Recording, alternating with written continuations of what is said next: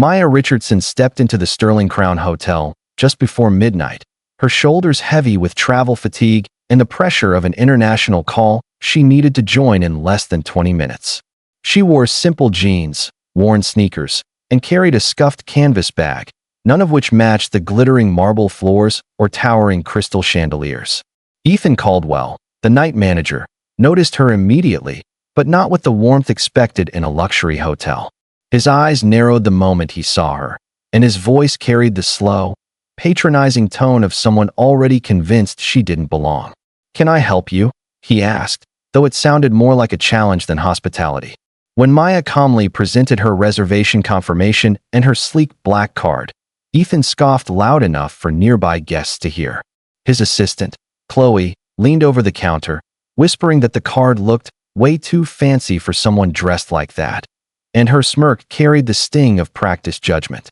A few guests in the lobby glanced over, some pretending not to stare while others watched openly, drawn to the tension forming around Maya's quiet presence. Ethan tapped her card against the counter dramatically before pushing it back toward her. "This is fake," he announced, projecting his voice as though delivering a warning. "People try this all the time. You can't just walk in here and claim a penthouse suite." Maya inhaled slowly, trying to steady herself as embarrassment pulsed through her. She explained again, firmly but calmly, that she had a reservation under her name and needed to check in quickly for an urgent call, yet Ethan rejected her every word with rising arrogance. A teenager sitting nearby began recording the exchange, whispering into his phone that something messed up was happening at the Sterling. When Maya showed her ID, her email confirmation, and her corporate payment receipt, Ethan waved it all away, insisting that anyone could Photoshop documents these days. Chloe chimed in, suggesting they cancel the penthouse reservation for someone more appropriate, and her tone made it clear what she meant. Maya felt the eyes on her, curious, judgmental, indifferent, and for a brief moment, sadness pierced through her calm exterior. She had worked her entire life to never be shaken by ignorance, yet here she was, being treated like an intruder in a place where she expected comfort. Ethan's posture grew more theatrical, as though performing for the growing audience. "Look around," he said, gesturing at the wealthy guests lounging in tailored coats and polished shoes. "This hotel isn't the kind of place where just anyone can walk in off the street." His words hit her with a hollow impact, but Maya refused to break. She checked her phone, 19 minutes left. She needed Wi-Fi, a quiet room, and space to focus, yet she now faced humiliation instead of accommodation. Ethan continued, calling for security while accusing her of trying to scam her way into luxury.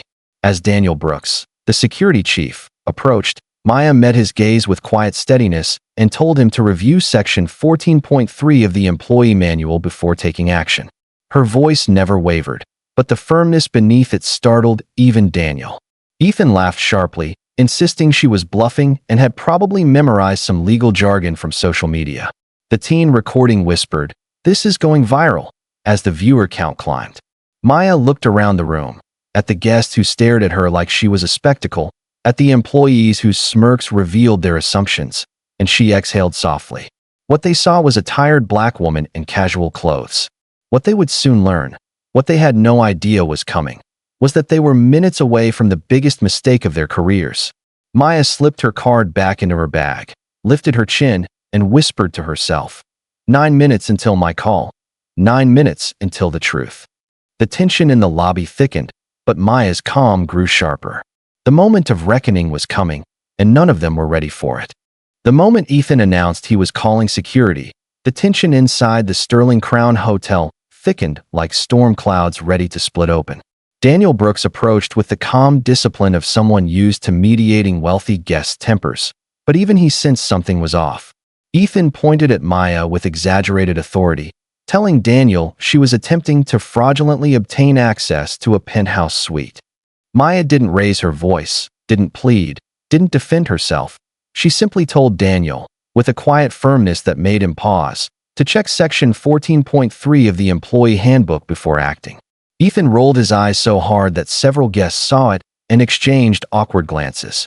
"She's quoting random handbook numbers now," he muttered, trying to laugh her off. But the teen recording everything caught that moment and whispered into his phone, Y'all, this is getting insane. She's totally calm while they're losing it. His stream passed 1,000 viewers in minutes.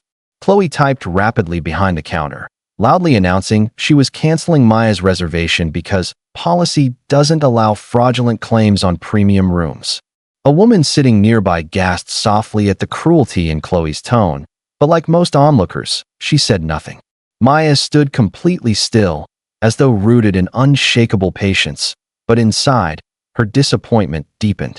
She had given them every opportunity to correct their assumptions, to show professionalism, to simply listen. Instead, they continued piling accusation on humiliation. Ethan, energized by his imaginary authority, grew louder, gesturing at Maya as if she were a public spectacle. "This is what scammers do," he declared to Daniel. "They pretend to be important, they pretend to have money, they pretend to belong."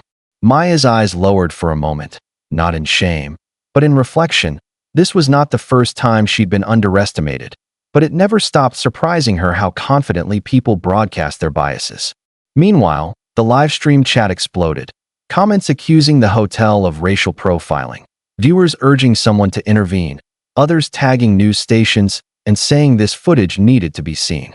Patricia, the assistant evening supervisor, stepped out of the office holding her phone, her face draining of color as she read a message from corporate. "Ethan," she said quietly, "corporate is monitoring social media tonight. They're asking about a potential discrimination situation at our location." Ethan brushed her off, still fully committed to the performance of superiority he'd crafted for himself. "Corporate always overreacts," he insisted. "I'm protecting the hotel's reputation." Patricia looked at him with rising panic. "They mentioned trending tags," she whispered. "They said they saw posts referring to the Chicago property specifically." Ethan froze for half a second, then smirked, pretending not to care. But the live stream viewer count was climbing relentlessly. Daniel, now visibly uncomfortable, asked Chloe to pull up Maya's reservation again. But Chloe shook her head, claiming she'd already canceled it. Maya checked her phone, 14 minutes until her call. She could feel the heat of humiliation around her, yet her composure remained perfectly intact. When the businessman from the seating area finally spoke, accusing the staff of blatant discrimination, Ethan snapped at him, telling him to mind his own hotel stay. But the man held his ground, reminding Ethan that he was a paying guest and had every right to speak. Several others nodded, emboldened by his courage, though they still kept their distance. Patricia reread corporate's message, her pulse quickening as she realized they requested names of staff currently on duty, a detail that sent a jolt of dread through her. Maya watched all of it, every flustered glance, every defensively raised voice, every desperate attempt to preserve ego and avoid responsibility. She didn't need to intervene, she simply needed to wait. They were unraveling themselves. Daniel took a slow breath and asked again, more firmly, to verify her reservation, but Ethan blocked him, insisting it wasn't necessary. "She's leaving," he said confidently. "I'll make sure of it." And that was the final push Maya needed. She lifted her eyes, met Ethan's with a steady calm that silenced even Chloe's nervous typing, and said, "Before you call the police, before you escalate this any further, you should know exactly who you're calling them on." Her voice carried across the lobby, not loud, but sharp enough to freeze the room. The live stream chat erupted, the staff stiffened, Daniel's brows knit in confusion, and even Ethan's arrogance wavered. Maya slipped her hand into her bag, not to brandish authority, but to prepare for the moment Ethan would regret for the rest of his professional life. The truth was coming, and with every second ticking toward her midnight call, the universe tilted closer to justice.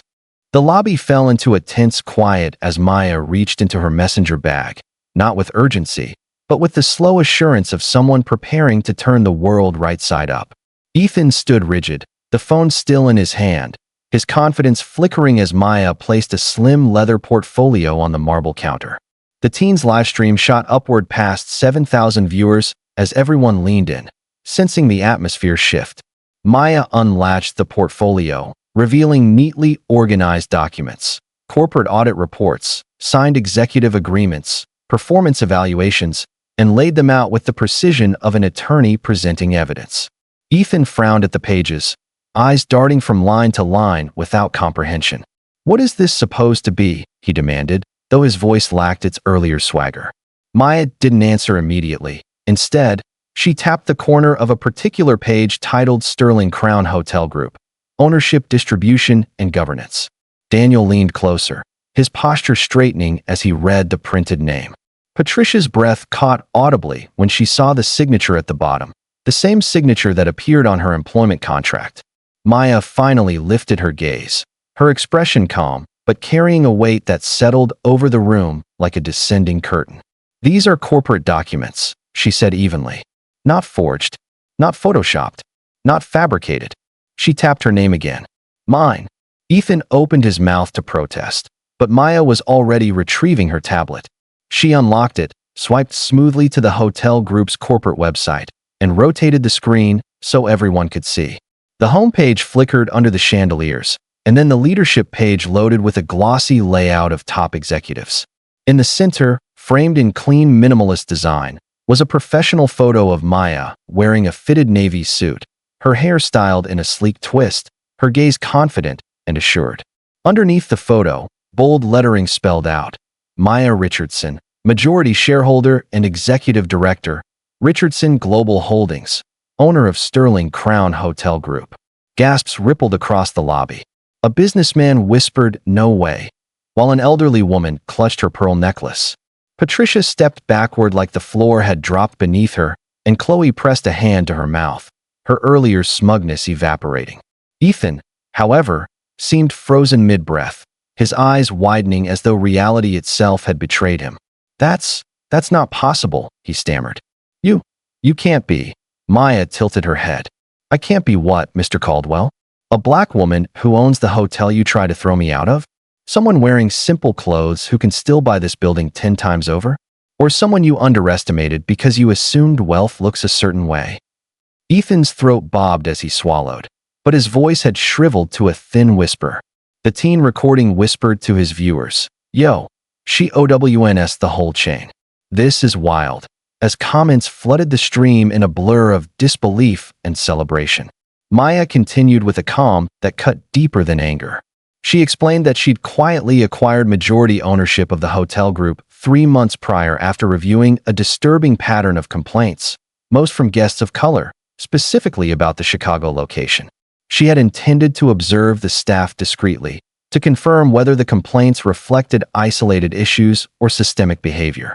"Tonight," she said, her voice steady but edged with disappointment, "you gave me the clearest demonstration possible." Patricia covered her face in shame, but Ethan still attempted to salvage his pride. "If you had just told us who you were." "I did," Maya interrupted gently. "I gave you my name. I gave you my reservation. I gave you identification. And you rejected all of it because you could not imagine someone who looks like me belonging in a penthouse suite." Daniel, now visibly uncomfortable with his manager's behavior, stepped closer to Maya in a subtle gesture of respect. Ethan's desperation began leaking into his voice as he insisted he was only following protocol, but Maya corrected him sharply. "You followed prejudice, not protocol." She clicked her tablet again, projecting a second set of documents onto the lobby's large display screen. This time, the list of formal grievances and internal complaint summaries. "This location," she said, pointing to the rising numbers on the screen, "has generated more discrimination complaints in 6 months than our entire West Coast division combined." The weight of her words pressed into the room like a physical force. Even guests who had remained silent now looked horrified. The teen's livestream count surged past 12,000.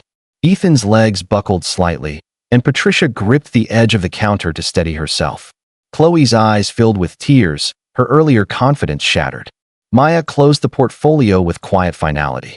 "I came here tonight," she said, her voice carrying across the marble lobby, "to see the truth for myself. And what you have shown me is a culture of assumption, disrespect, and unchecked bias that ends now." Her words landed with the authority of someone who not only owned the space, but intended to transform it. And as the clock ticked closer to her midnight call, every employee understood that the consequences were coming and nothing would ever be the same again. Silence clung to the Sterling Crown lobby as Maya closed her portfolio, the quiet more powerful than any shouting could have been. Ethan's confidence had drained completely, His hands trembled at his sides while Patricia stared at the floor, and Chloe looked as though she wanted to vanish. Daniel stood straighter than before, his respect for Maya clear in the way he shifted subtly to her side. With the live stream still surging and guests watching in stunned fascination, Maya took a breath and began, her voice steady and resolute. "We are no longer discussing assumptions or opinions," she said. "We are discussing accountability." She reached into her bag once more, but this time she pulled out nothing more than a slim tablet and tapped it twice. The lobby's large display screen changed to show the hotel group's employee conduct policy, specifically Section 14.3, the very section Maya had mentioned earlier.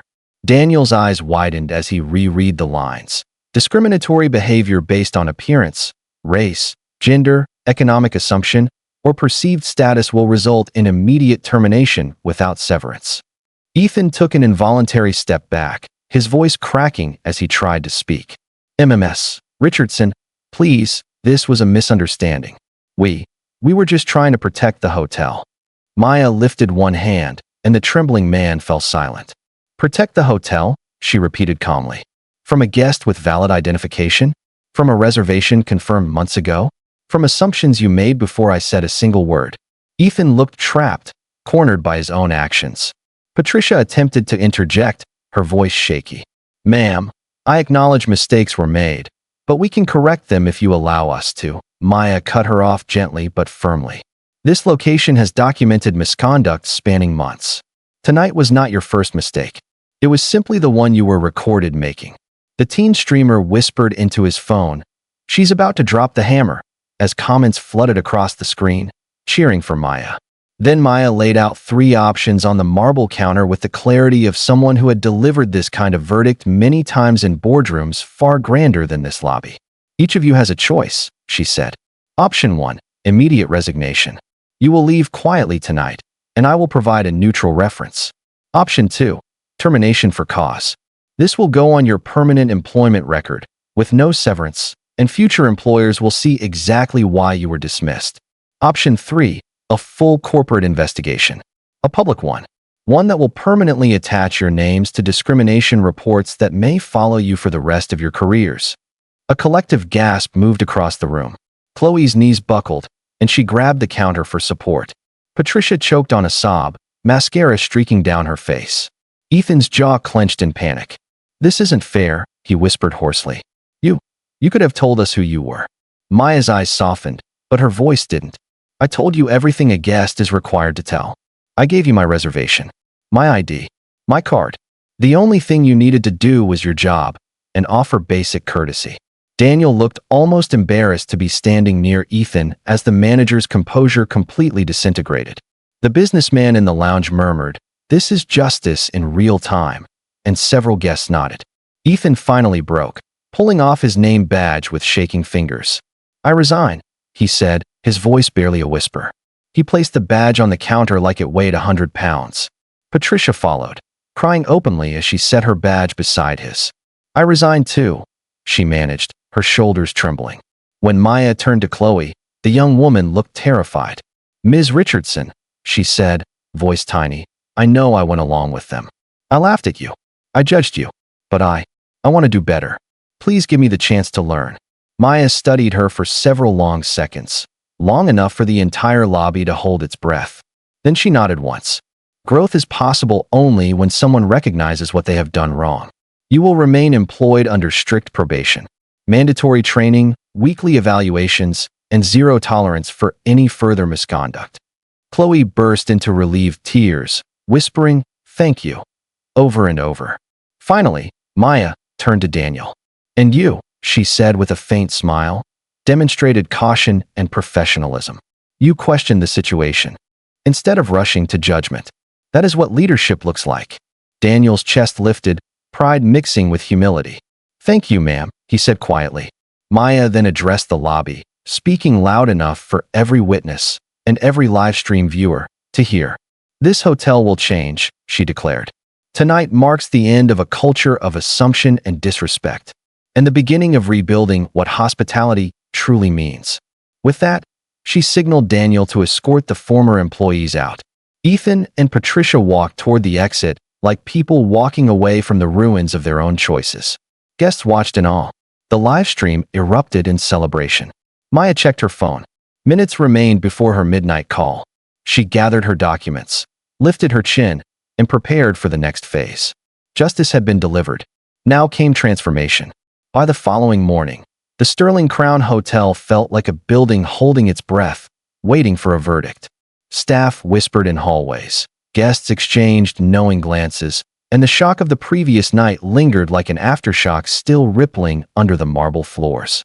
Maya returned to the lobby at 8 a.m. sharp, dressed now in a tailored charcoal suit that erased any remaining doubt about who she was. Chloe was already waiting, posture stiff and eyes anxious, while Daniel stood at her side, looking more confident in his role than ever. Without raising her voice or pausing for dramatics, Maya immediately began the reform process, her leadership radiating clarity and control. "This hotel," she said, addressing the staff who had gathered in a semicircle, "will become the standard for ethical hospitality. But that requires honesty, willingness to learn, and full accountability." Her tone wasn't harsh. It was purposeful, the kind that inspired improvement rather than fear. She announced that an emergency restructuring was underway and introduced the new interim general manager, Keisha Williams, a respected veteran known across the industry for turning failing properties into showcases of excellence. When Keisha entered the lobby with calm confidence, staff straightened instinctively. She greeted Maya with a warm handshake before addressing the team with authority sharpened by experience. "We're not here to punish," she said. "We're here to rebuild. The past shows us what must never happen again. The future shows us what we can create together." Chloe swallowed hard, sensing her second chance had just acquired real weight. Immediately after introductions, Maya activated the Guest Dignity Initiative, a digital system that allowed guests to provide instant feedback via QR codes placed discreetly throughout the hotel. Any reports of disrespect or bias went directly to corporate leadership, bypassing middle management. Daniel examined the interface with fascination, impressed by how transparent and accountable it made daily operations. Maya continued outlining reforms. Audio-enabled security cameras in all public areas, monthly anti-bias workshops, expanded guest privacy protections, and performance reviews tied directly to guest satisfaction rather than seniority alone. She insisted the purpose wasn't surveillance but fairness, for guests and for staff who wanted a workplace grounded in respect. Chloe's hands trembled slightly as she held her notepad, but she took each instruction seriously, determined to earn her place. After the briefing, Maya walked the property with Keisha and Daniel, examining everything from the front desk's tone of greeting to the cleaning crew's interactions with guests. For the first time in weeks, several staff members seemed genuinely motivated, not just compliant. As they toured, Maya asked Daniel what he believed needed improvement. His answer, focused on guest safety, staff unity, and emotional awareness, impressed her so much that she recommended he begin shadowing Keisha for leadership training. The emotional shift in the building was gradual but visible. Guests who had witnessed the discrimination the night before approached Maya quietly, thanking her for taking action. One elderly woman admitted she regretted not speaking up sooner, and Maya reassured her that silence in the moment was common, but awareness afterward was what drove change. By midday, local news stations were already reporting on the reforms, framing Sterling Crown as a hotel undergoing transformative accountability rather than scandal. Social media began shifting from outrage to admiration. The viral video of Maya's reveal sparked national conversations about bias in the hospitality industry, and hashtags that once condemned the hotel now highlighted progress. Inside the hotel, training began immediately. Keisha conducted the first workshop, guiding staff through scenarios designed to expose unconscious assumptions. Chloe's voice cracked once when admitting she had judged Maya without cause, but she stayed engaged, absorbing every lesson. Maya watched from the back of the room, not as an owner proving a point, but as a leader witnessing seeds of change finally taking root. Later in the day, as the lobby hummed with a more respectful energy, Daniel approached Maya with a question about guest advocacy systems. She recognized something in his tone, the spark of someone discovering purpose in leadership. "You're not just security anymore," she told him. "You're the backbone of guest experience." By evening, The hotel felt noticeably different. Staff greeted guests with genuine warmth, not forced politeness. Conversations were thoughtful, interactions intentional. Maya observed everything with quiet pride. Transformation would not happen overnight, but the foundation was being laid with care and conviction. As she stood near the large lobby windows watching sunset cast golden reflections across the city skyline, Maya felt a sense of peace she hadn't felt the night before. The Sterling Crown Hotel was becoming something new, something better. And though the work was far from finished, she knew the final audit would bring a moment she had long been working toward. Proof that change, when guided with integrity, could reshape even the most broken institutions. 3 months later, the Sterling Crown Hotel no longer resembled the place where Maya had been humiliated on that winter night. Instead, it had transformed into a symbol of accountability, dignity, and rebirth. The lobby, once heavy with tension and whispered judgment, now carried a warmth that guests immediately felt upon entering. Staff greeted visitors with genuine smiles. Conversations flowed with respect, and the energy radiating from the hotel felt lighter, brighter, almost new. Chloe moved with a quiet confidence she had never shown before, her probationary status turning into a driving force for growth. She had completed every training session, every evaluation, every self-reflective exercise Maya and Keisha required. Guests often complimented her kindness, and every time she received praise, she carried it with humility rather than pride.